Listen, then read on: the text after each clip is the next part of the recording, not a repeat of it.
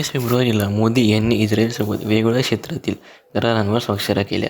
यात कृषी, AI, cyber सुरक्षा, व्यापार, शिक्षण आदी क्षेत्रांमध्ये सामंजस्य करार झाले. हे करार दोन्ही देशांच्या संबंधांना मजबूत आणि बहुआयामी बनवणारे ठरतील. कृषी क्षेत्रामध्ये या करारात भर दिलेला पाहायला मिळतो. यात मासेमारी, मत्स्य व्यवसाय, भूभौतिक संशोधन यांच्या विकासासाठी करार झाले. शिक्षण क्षेत्रात AIच्या माध्यमातून सहकार्य वाढवण्यावर भर देण्यात आला. 2017 नंतर मोदी दुसऱ्यांदा इस्रायल दौऱ्यावर पोहोचले.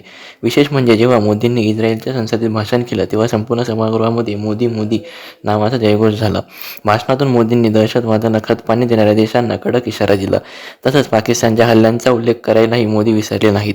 महत्त्वाची गोष्ट म्हणजे या डीलमध्ये भारताचं UPI इस्रायलमध्ये वापरायला बिनविरोध परवानगी मिळाली. मोदी आणि नेतन्याहू यांनी संयुक्त पत्रकार परिषदेत हे करार महत्त्वाचे असल्याचे सांगितले. यातून दोन्ही देशातील डिजिटल व्यवहार सोपे होणार आहेत. आता यात एक मुद्दा आवर्जून सांगण्यासारखा आहे, तो म्हणजे यात होणारे भारतीय राजकारण. मुद्दा काही असो, काँग्रेस विरोध दर्शवतोच. प्रियंका गांधी यांनी ट्विट करून सांगितलं की मोदींनी गाझातील लोकांनाही मदत केली पाहिजे. भाषणात त्यांचा उल्लेख केला पाहिजे. पण यात उल्लेख करण्यासारखी गोष्ट म्हणजे इस्रायल युद्धाबाबत प्रियंका गांधी बोलल्या नाहीत. तज्ज्ञांच्या मते हे संबंध पाकिस्तानसाठी पुढे धोक्याची घंटा ठरू शकतात. कारण मोदींच्या कार्यामध्ये देश प्रथम स्थानी असतो हे मोदी त्यांच्या कार्यातून सतत दाखवत आले आहेत. मागे इतिहासात वळून पाहिलं तर 1962 ते 65 या युद्धामध्ये इस्रायलने भारताला शस्त्रपुरवठा केला. तसंच कारगिल युद्धामध्ये देखील भारताला क्षेपणास्त्र पुरवली. यातून भारत आणि इस्रायल यांच्यामध्ये आधीपासूनच मैत्रीपूर्ण संबंध दिसून येतात.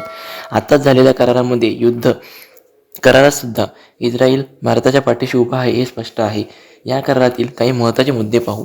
सायबर सुरक्षा. इस्रायल भारतात अत्याधुनिक सायबर सिक्युरिटी सेंटरसाठी मदत करणार आहे.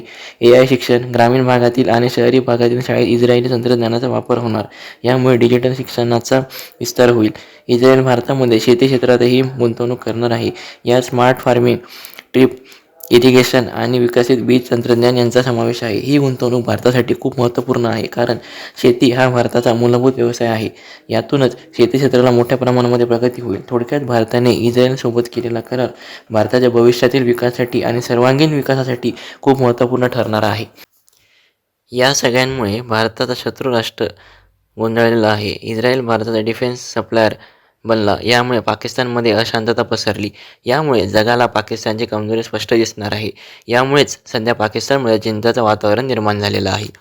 आपल्याला इस्रायल आणि भारतात यांच्यात झालेल्या कराराबद्दल काय वाटतं हे आम्हाला कमेंटमध्ये सांगा आणि चॅनलला सबस्क्राईब करायला विसरू नका. धन्यवाद.